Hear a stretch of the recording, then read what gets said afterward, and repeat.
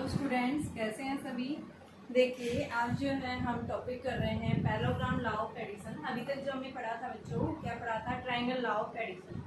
ठीक है, हमने जो ट्रायंगल लॉ ऑफ एडिशन के अंदर मैंने बताया था कि अगर आपके पास में दो वेक्टर्स जो हैं किसी एंगल से क्या हो रहे हैं, एक दूसरे के साथ में इंक्लाइन हो रहे हैं, एक वेक्टर ऐसे जा रहा है, दूसरा वेक्टर ऐसे है, तो इन दोनों का रिजल्टेंट हम कैसे बताएंगे? एक थर्ड साइड के द्वारा बताएंगे। ये थर्ड साइड हमें क्या देगा? इन दोनों का कंबाइंड इफेक्ट देगा, जिसका हम अलग अलग वेक्टर से पहले रिप्रेजेंट कर देंगे। अब मैंने इन दोनों का रिजल्टेंट जो है वो किसके द्वारा रिप्रेजेंट कर दिया? एक थर्ड साइड का। इस थर्ड साइड का जो नेट रिजल्टेंट आएगा वो इन दोनों का कंबाइंड इफेक्ट देगा, यानी इसको हम क्या लिख सकते हैं? a प्लस बी लिख सकते हैं। अब क्वेश्चन ये आता है कि हम इस आर का मैग्नीट्यूड और इसकी डायरेक्शन कैसे निकालेंगे। ठीक है, तो हमने क्या किया था? इस आर का मैग्नीट्यूड और डायरेक्शन निकालने के लिए हमने यहाँ से एक नॉर्मल डाला था। देखो एंगल यहाँ पे नहीं बन रहा है, हम एंगल क्या करते हैं? इसको आगे की तरफ एक्सटेंड करते हैं। मैंने क्या बताया था? एंगल किसके बीच में बनता है? टेढ़ टेढ़ के बीच में बनता है, या फिर हेड हेड के बीच में। तो ये आपके पास टेढ़ था, ये टेढ़ है, ये हेड है। तो यहाँ ऐसे आपके पास इनके बीच का एंगल नहीं ले सकते, तो इनके बीच का एंगल लेने के लिए हमने क्या किया? इस लाइन को आगे एक्सटेंड कर दिया और यहाँ इनके बीच में हमने एंगल देख लिया। ठीक है, यहाँ से हमने इसके ऊपर एक नॉर्मल डाला था, हमने ये नॉर्मल डाल लिया। ये वैल्यू कितनी बड़ी थी वो वैल्यू निकाली और साथ में इस परपेंडिकुलर वैल्यू निकाली। और फिर हमने क्या निकाला? इन दोनों को निकाल के बड़ी वाले थ्योरम के ऊपर क्या कर दी? पाइथागोरस थ्योरम अप्लाई कर दी। ठीक है, तो हमने क्या निकाला था? आर का रिजल्टेंट निकाला था, जहाँ से आर का रिजल्टेंट का जो मैग्नीट्यूड आया था वो क्या आया था? a square plus B square plus 2ab cos of theta. ये वैल्यू निकाली थी हमने, डायरेक्शन भी निकाली थी। आज जो हमारे पास में नेक्स्ट टॉपिक आता है वो भी सिमिलर उसी टाइप से है, सिर्फ नाम का चेंज है, यानी उसका जो नेम था वो क्या था? ट्रायंगल जैसी शेप बन रही थी। ट्रायंगल का हमने क्या निकाला था? जब दो वेक्टर्स जो हैं यानी कि क्या कर रहे हैं? इंक्लाइन है, एक दूसरे के साथ में एंगल बना रहे हैं, तो उन दो वेक्टर्स के बीच का आप रिजल्टेंट कैसे निकालेंगे? आज जो होता है हमारे पास में सेम दो वेक्टर्स हैं ए और बी, तो यहाँ पे हम पैरेललोग्राम को यूज करके हम क्या करेंगे? रिजल्टेंट निकालेंगे। ठीक है, ये जो मेथड हम कर रहे हैं ये मेथड किस पर्पज के लिए यूज आता है? सबसे पहले हमारे पास यही है कि देखिए आपके पास में जब दो वेक्टर्स हैं, मान लो एक वेक्टर ये जा रहा है, दूसरा वेक्टर ये है, इन दोनों को हम कंबाइन कर देते हैं, एक स्ट्रेट लाइन के द्वारा रिप्रेजेंट कर देते हैं। एक स्ट्रेट, मान लो ये 4 थी, ये 3 थी, तो हमने क्या बताया था? ये 7 आ जाएगा। लेकिन ये तो किस केस में होता है? जब आपके पास में स्केलर क्वांटिटीज होती है। लेकिन अगर आपके पास में वेक्टर क्वांटिटीज आ जाए तो उस केस में हम इनका रिजल्टेंट कैसे निकालेंगे? किसी एंगल से एक वेक्टर ऐसे लाई कर रहा है, दूसरा ऐसे लाई कर रहा है, एक वेक्टर ऐसे जा रहा है, दूसरा ऐसे जा रहा है, तो इनका रिजल्टेंट हम कैसे निकालते हैं? यानी वेक्टर क्वांटिटीज का जो रिजल्टेंट है उनका एडिशन आप सिंपल लॉ ऑफ अलजेब्रा से नहीं निकाल सकते हैं। उसके लिए हमारे पास में स्पेशल मेथड्स हैं, 3 टाइप्स के मेथड्स हैं, जिससे हम क्या निकालते हैं? इनका एडिशन का यूज करते हैं, और उन लॉ को हम क्या बोलते हैं? Vector law of addition. तो हमने फर्स्ट जो पढ़ा था वो मैंने क्या बताया था? Triangle law of addition. Second जो है मेरे पास में क्या है? Vector law of addition. और थर्ड जो आएगा वो कौन सा है आपके पास में? जो है पॉलीगन लॉ ऑफ एडिशन। आज जो हमारा टॉपिक है हम किसके बारे में स्टडी करेंगे? पैरेललोग्राम लॉ ऑफ एडिशन के लिए। तो आपके पास में देखिए क्या है? दो वेक्टर्स दिए हुए ए एंड बी। ये हमारे पास ए वेक्टर है, ये हमारे पास में क्या है? बी वेक्टर है। इन दोनों की जो है क्या करेंगे? टेल टेल से यानी इसका लाई करेंगे। तो इसके लिए हम कैसे यूज करेंगे? तो देखो क्या कह रहा है, सबसे पहले इसकी स्टेटमेंट देखिए। अगर दो वेक्टर्स हैं जिनका आपने क्या किया? Represented in magnitude and directions by the two adjacent sides. Adjacent मतलब दो अलग अलग साइड्स हैं आपके पास में, जिनका मैग्नीट्यूड और डायरेक्शन जो है अलग अलग साइड से आपने क्या कर रखा है? इनको रिप्रेजेंट किया हुआ है। तो हम क्या करेंगे? इनका जो नेट रिजल्टेंट है वो हम किससे निकालेंगे? पैरेललोग्राम का जो डायगोनल होगा वो डायगोनल हमें क्या देगा? उसका कंप्लीटली रिजल्टेंट देगा। और वो रिजल्टेंट जो आएगा वो क्या देगा? जो इन दोनों का अलग अलग कंबाइंड इफेक्ट आ रहा था, अलग अलग इफेक्ट आ रहा था, अलग अलग वैल्यू आ रही थी, उसको हम एक सिंगल वेक्टर से रिप्रेजेंट करेंगे। ठीक है, यानी कि क्या कह रहा है? पैरेललोग्राम लॉ, जब दो वेक्टर्स क्या कर रहे हैं जिनको आपने दो अलग अलग साइड से रिप्रेजेंट करा गया था, उनका मैग्नीट्यूड अलग है, उनकी डायरेक्शन अलग है, तो इनका रिजल्टेंट निकालने के लिए आप कौन सा मेथड यूज करेंगे? आप parallelogram law of addition use कर रहे हैं।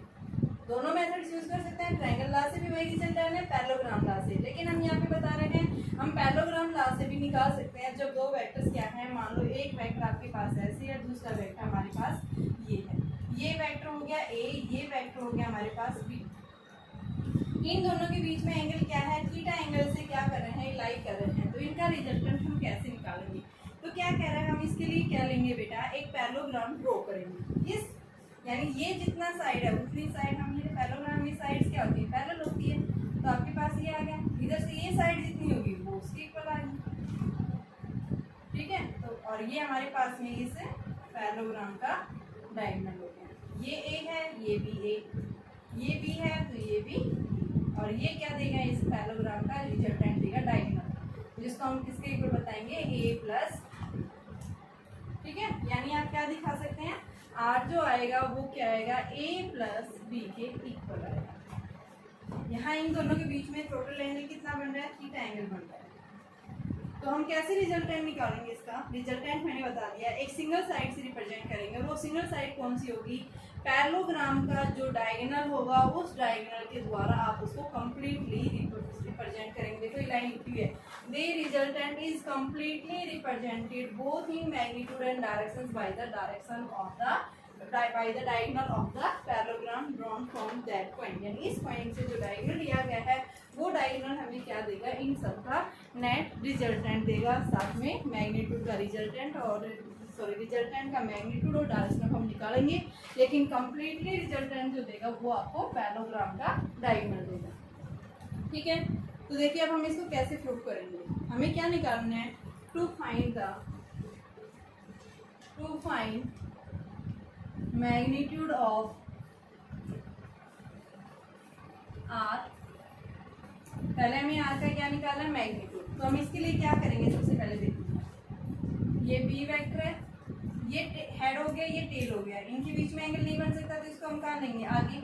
यहाँ इस पॉइंट से आप क्या कर दो, इनको ज्वाइन कर दो, एक नॉर्मल डाल दो, परपेंडिकुलर डाल दिया। अब ये भी टेल है, ए वेक्टर आपके पास, ये ए वेक्टर ही आगे बढ़ा दिया इसको हमने, तो आपके पास ये क्या आ जाएगा, इन दोनों के बीच में एंगल कितना आ गया, थीटा दे दिया। अब मैं इसको नाम दे रही हूँ सबसे पहले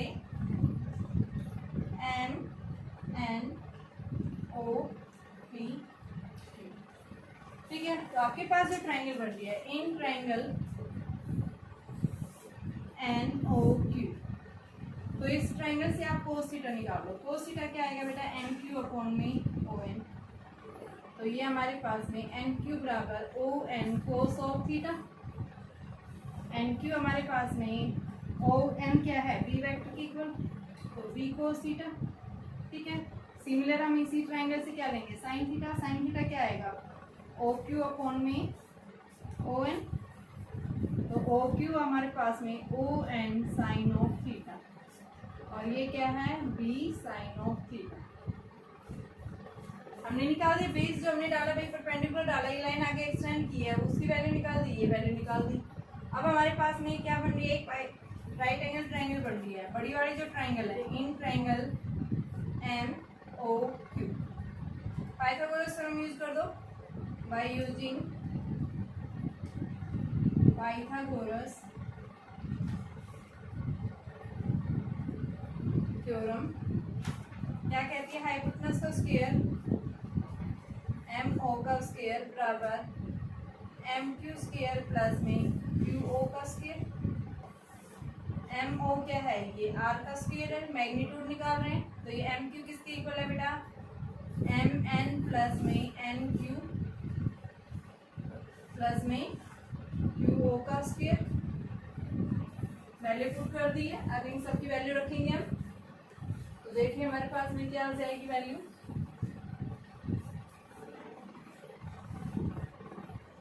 तो देखिए बेटा हमारे पास में क्या वैल्यू आ गई, R square is equal to M N किसके इक्वल है, ए प्लस एन क्यू किसके इक्वल है, अभी हमने निकाला था एन क्यू किसके इक्वल है बेटा, बी कोस थीटा। तो यहाँ से बी कोस थीटा, और ये मैग्नीट्यूड की फॉर्म में ले रहे हैं, यहाँ आपने एरो लगाने की जरूरत नहीं है। ओ क्यू किसके इक्वल है, ओ से क्यू बी साइन थीटा का स्क्वायर। तो ये R square A square plus B square cos square theta plus 2ab cos theta plus B square sine square theta. A square plus यहाँ से कोस square theta, यहाँ क्या है sine theta, identity बन गई, और आइडेंटिटी यानी कोस square theta plus sign square theta क्या होता है 1, तो ये हमारे पास 1 हो गया plus 2ab cos of theta. R के लिए हमारे पास क्या रिजल्टेंट आया, A square plus B square plus 2ab cos of theta. Magnitude के फॉर्म में हम क्या लगा देंगे, इसके ऊपर मॉडुलस लगा देंगे, और ये क्या आ गया, ए का मॉडुलस का स्क्वायर प्लस में बी मॉडुलस का square plus 2 modulus of A modulus of B cos of theta. तो ये इक्वेशन जो हमारे पास आ रही है क्या दे रहा है, magnitude. This equation gives the magnitude of R. अब हमें क्या निकालना है कि इस रिजल्टेंट की डायरेक्शन आप कैसे निकालेंगे। तो डायरेक्शन देखिए बेटा, आइदर ऑफ वेक्टर के साथ में जो एंगल बनेगा, एंगल इधर भी बना सकता है, वर्टिकल इस साइड भी बना सकता है। तो मान लो यहाँ से इस रिजल्टेंट ने इसके साथ एंगल क्या बनाया, अल्फा, और इसके साथ मैंने बना बीटा एंगल मान लिया। ठीक है, तो देखिए यहाँ से आपके पास tan अल्फा किसके इक्वल आएगा, पहले आप ये ले लो tan अल्फा, ये बड़ी वाली ट्रायंगल ही है आपके पास में, तो ये बड़ी, ये आपके पास पाइथागोरस थ्योरम अप्लाई करिए। ये वाली जो है ना MOQ, perpendicular upon base, perpendicular किसके इक्वल है, OQ अपॉन में बेस, बेस किसके इक्वल है, MQ के इक्वल। OQ की वैल्यू क्या है आपके पास में, O से Q हमने निकाल रखा है जो किसके इक्वल है, B sin थीटा, और MQ किसके इक्वल है, MN प्लस में NQ। टोटल वैल्यू रखनी है, और साथ में यहाँ एरो जरूर लगाना है, क्योंकि ये कैसे क्या दे रही है, हमें डायरेक्शन दे रहा है, डायरेक्शन निकालना चाह रहे हैं। तो ये क्या आ गया, B sin of theta upon में A plus B cos of theta. ये तो इक्वेशन आई, रिजल्टेंट ने ए वेक्टर के साथ में एंगल बनाया था, तो उसके साथ में हमारे पास ये आ गया। अगर ये वर्टिकली यानी इस बी के साथ में एंगल बनाता है, वो मैंने बीटा ले रखा है, तो इस केस में क्या आ जाएगा, यहाँ से देखिए ये ले रहे हैं बीटा, तो इस केस के अंदर आपके पास में वही सेम आप अप्लाई करेंगे कि आपके पास में जो वैल्यू आएगी, यानी कि जो दूसरी वाली ट्राइंगल है ये tan बीटा, तो इस केस में हमारे पास वैल्यू यानी रिजल्टेंट सेम चेंज हो जाता है, तो इस केस में आपके पास में आ जाएगा बेटा b cos theta upon a plus b sine of theta. Change हो जाता है अल्टरनेट उसके अंदर, तो आपके पास में वैल्यू जो आएगी उसकी वैल्यू क्या आ गई, ये आ गई है। ये क्या दे रहा है, हमें डायरेक्शन दे रहा है। अब हम इसके न्यूमेरिकल्स देखेंगे, मैंने दोनों फॉर्मूले करवाए हैं आपको, ट्रायंगल की और पैरेललोग्राम के। इन्हीं के पहले हम न्यूमेरिकल्स देखेंगे, फिर आगे चलेंगे। देखिए बेटा, इसके अंदर हमने जब ऊपर से ले रहे हैं तो आप ये ध्यान रखें, ये साइड जो है वेक्टर चेंज हो जाता है, ये आ जाएगा आपके पास में वैल्यू। ठीक है, और यहाँ से हम क्या लिखेंगे, a sin थीटा अपॉन में a cos थीटा, यहाँ क्या आ जाएगा b वेक्टर। ठीक है, सेम रिजल्टेंट बनेगा। अब देखिए यहाँ पे कुछ केसेस ले रही, डायरेक्शन के ऊपर ही देख रहे हैं हम। डेरिवेशन सेम है, ट्रायंगल लॉ ऑफ एडिशन की जो आपने डेरिवेशन की थी सेम डेरिवेशन है, सिर्फ डायग्राम में थोड़ा सा चेंज आता है। देखिए बेटा, ये आप ट्रायंगल लॉ ऑफ एडिशन में भी दिखा सकते हैं, दोनों डायरेक्शन के लिए फॉर्मूले। अब देखिए, अगर आपके पास अल्फा और बीटा दोनों एंगल अगर क्या है, इक्वल है, तो उस केस में आप क्या बताएंगे कि जो डायरेक्शन दोनों की लाई करेगी, कहाँ लाई करेगी, दोनों के मिड में। If alpha and beta are equal, then direction of R will lie in the middle. ठीक है, सेकंड केस, अगर आपके पास अल्फा क्या है, यानी कि अल्फा ज्यादा कब होगा, देखिए अगर ए वेक्टर क्या है, ज्यादा है किससे, बी वेक्टर से। A vector is larger than B vector, यानी ये वाला फोर्स स्ट्रॉन्गर है, ये वाला फोर्स कैसा है, वीक है। तो क्या होगा, यहाँ से ये एंगल जो आएगा आपके पास में, यानी ये ज्यादा झुकेगा इधर, तो आप क्या बताएंगे, यहाँ पे आपके पास में अगर ये वैल्यू क्या हो जाती है, ज्यादा है इससे, तो आप रिजल्टेंट किधर बताएंगे, ए की तरफ। Then resultant will be lies towards larger force, यानी जिस वेक्टर के पास लार्जर फोर्स है, जिसकी मैग्नीट्यूड लार्जर मैग्नीट्यूड लिख दो, जिसका लार्जर मैग्नीट्यूड होगा उस साइड क्या करेगा, ये लाई करेगा। ठीक है, तो यहाँ पे क्यूब बीटा की वैल्यू क्या हो जाती है, ज्यादा हो जाती है किससे, अल्फा से। थर्ड केस हम बताएंगे, अगर आपके पास B फोर्स ज्यादा है किससे, A से, तो उस केस में रिजल्टेंट कहाँ लाई करेगा, ऊपर की तरफ। ठीक है, उस केस में हमारा जो है अल्फा वो क्या हो जाएगा, ज्यादा हो जाएगा किससे, बीटा से, और रिजल्टेंट कहाँ लाई करेगा, towards, resultant will lie towards B। ठीक है, तो ये ध्यान रखना, जब भी हम डायरेक्शंस की बात करते हैं तो हम कैसे जो है किसकी तरफ नेट फोर्स लग रहा है।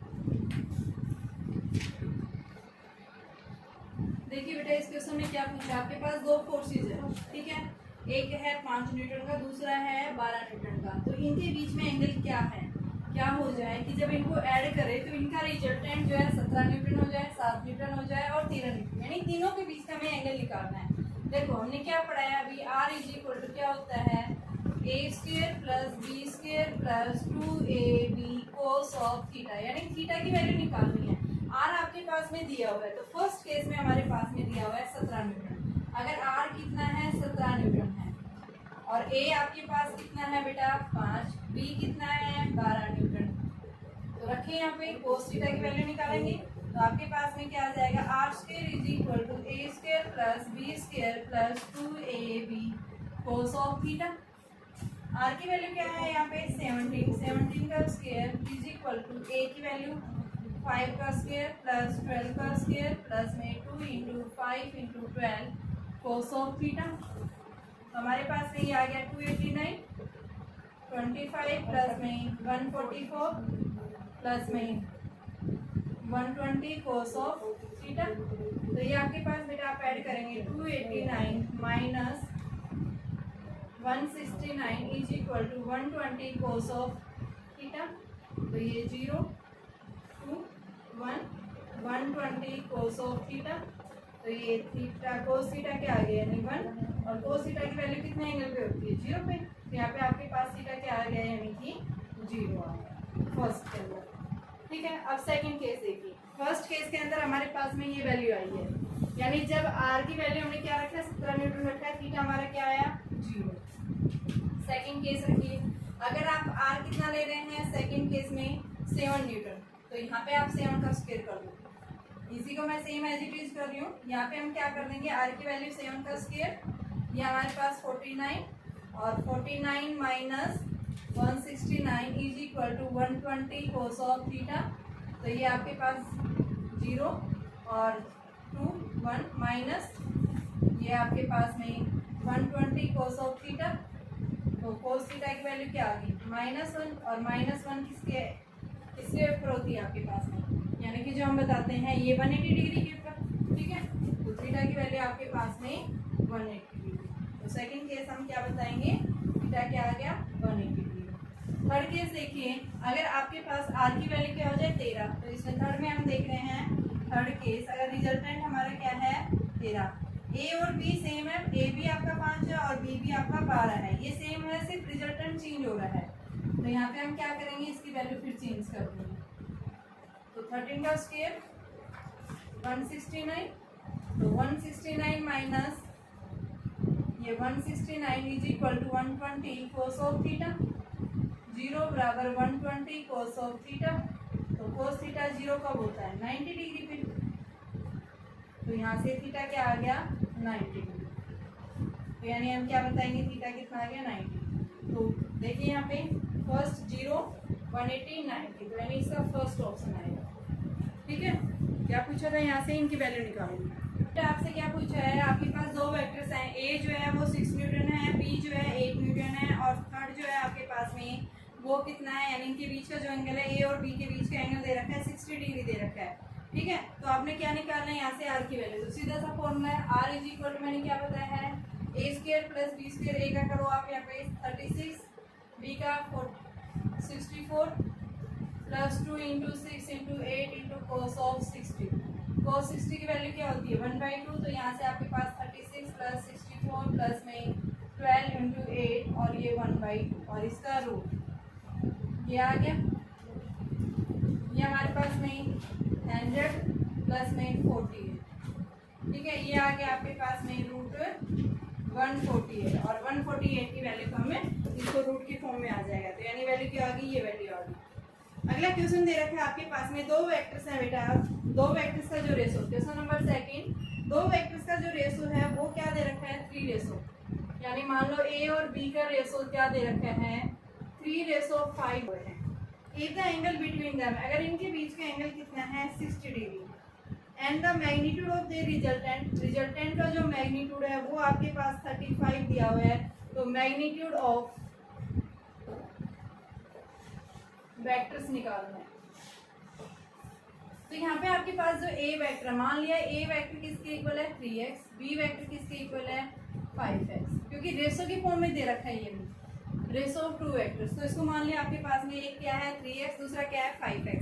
तो इसके लिए हम क्या निकालेंगे, सबसे पहले रिजल्टेंट का फॉर्मूला अप्लाई करेंगे, ठीक है। तो हमारे पास में रखेंगे magnitude of R A square plus B square plus 2ab cos of theta.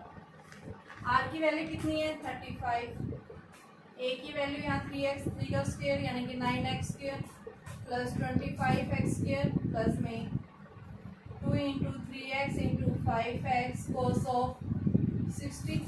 तो ये हमारे पास में 9x square plus 25x square plus में 30x स्क्वायर कोस 61/2, तो ये 15x। तो यहाँ से हमारे पास 35 इंटू 35 कर दिया, रूट हटा दिया यहाँ से, और ये बेटा कितना आ गया 34x square plus 15x square, तो 9 4x स्क्वायर 35 इंटू 35, तो x स्क्वायर हमारे पास में 35 इंटू 35/14 है। तो x स्क्वायर कितना आ गया 25, x की वैल्यू 5, x से 5 आ रहा है, तो a वेक्टर कितना हो गया 3 इंटू 5 यानी 15 न्यूटन, और b कितना हो जाएगा 5x है, तो यानी 5 इंटू 5 यानी 25।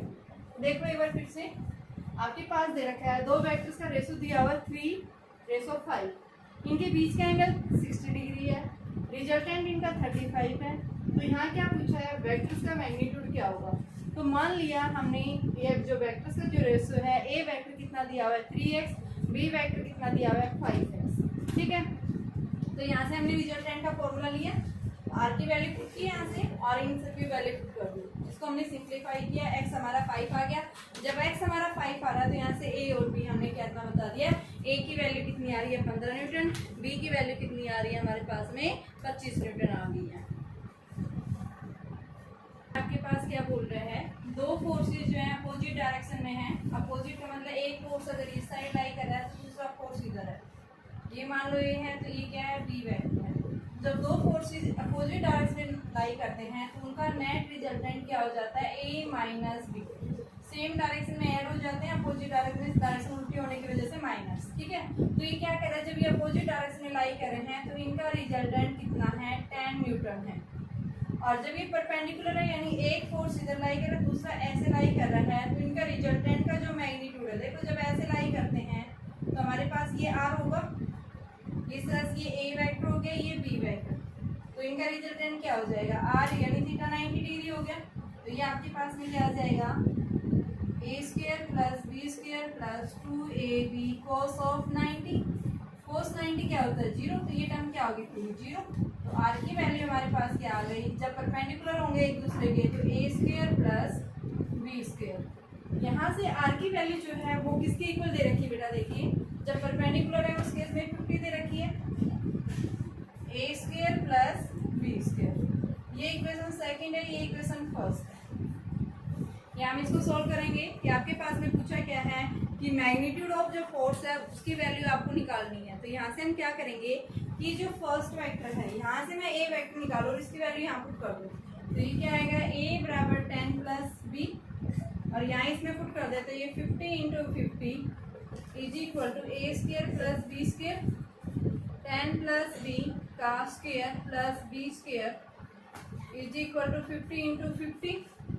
तो ये हमारे पास में वैल्यू जो आएगी वो किसकी इक्वल आएगी 100 plus B square plus 2 into 10 into B plus B square, तो 100 plus 2b square plus 20b, और इज इक्वल टू ये आपके पास 2500, तो ये हमारे पास 2400 is equal to 2b square plus 20b, और इससे हमारे पास एक इक्वेशन आ जाएगी यानी b square plus 10b minus 24, ये 1200 बन जाएगा इज इक्वल टू 0।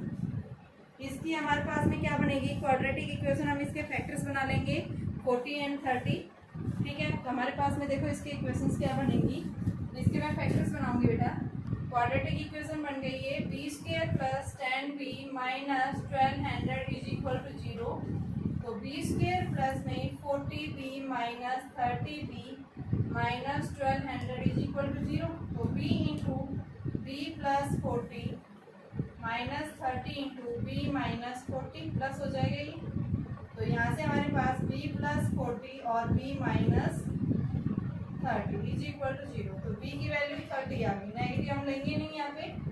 तो जब b 30 आ गया तो a कितना हो जाएगा, यहाँ इसमें पुट कर दो a माइनस 30 बराबर 10। तो a की वैल्यू कितनी आ गई 40।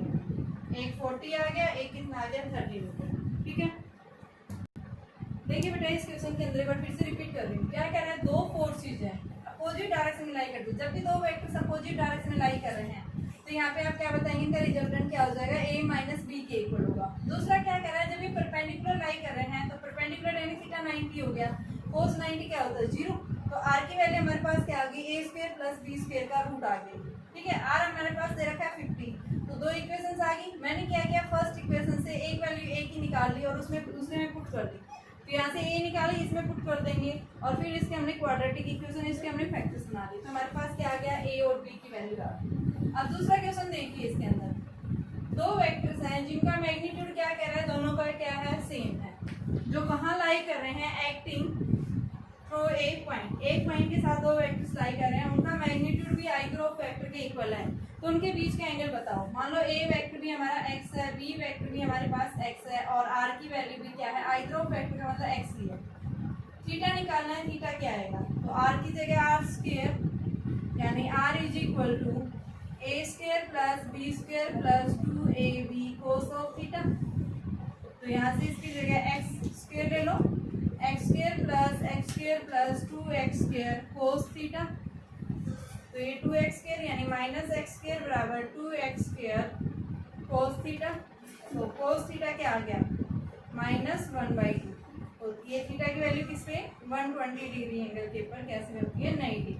तो एंगल क्या आ गया, इनके बीच में 120 डिग्री का एंगल आ गया।